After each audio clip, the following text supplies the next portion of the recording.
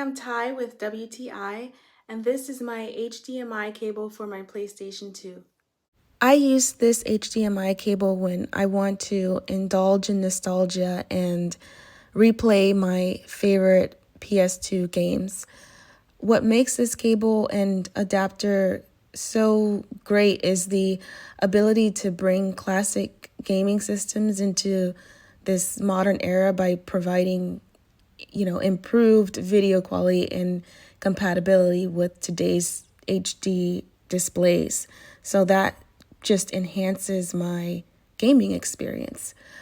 I love that this is a easy, hassle-free setup. All I do is plug it into my PS2 and then plug it into the back of my TV, and that's it. I think that this cable and adapter is a must-have for anyone who cherishes their classic PlayStation games and want to play them on modern screens without compromising on video quality. And that's my point of view.